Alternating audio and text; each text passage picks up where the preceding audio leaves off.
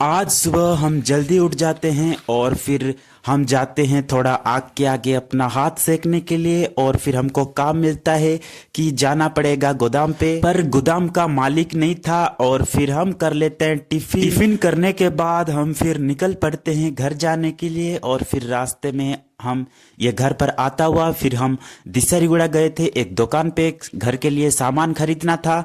और फिर सामान खरीदने के बाद हमको जाना पड़ेगा कड़ाहांडी, क्योंकि कुछ इम्पोर्टेंट काम है दोस्तों।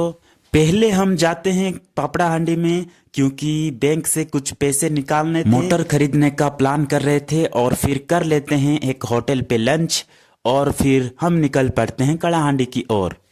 कड़ाहांडी जाने के लिए हमको पार करना पड़ेगा आमपानी घाटी को। और आमपानी घाटी को पार करने के बाद लड़ूगांव आएगा और हमको लड़ूगांव ही जाना है दोस्तों। तो फिर हम रास्ते में देखते हैं लगभग घाटी स्टार्ट हो गया है।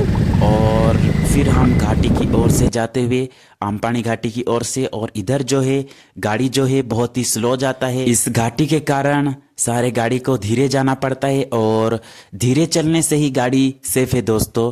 और फिर हम आमपानी घाटी में पहुंच जाते हैं। आगे जाके हमको लड़ूगांव का रास्ता भी दिखाई देता है, तो फिर हम उस रास्ते की ओर लड़ूगांव में जाने के बाद हमारा जो रिलेटिव्स है वो एक सोना को गिरवी रखे हुए हैं, तो उसको हमको लाना है दोस्तों।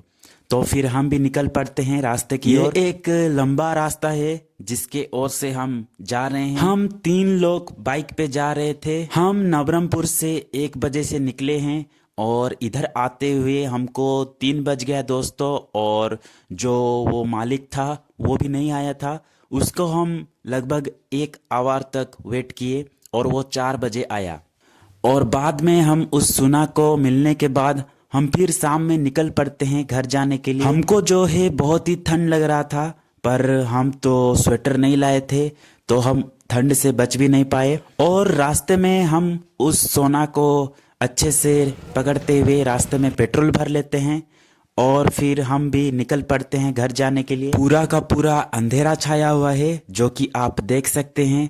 और डाबूगांव रास्ता में हम पेट्रोल भरते हैं और निकल पड़ते हैं दोस्तों।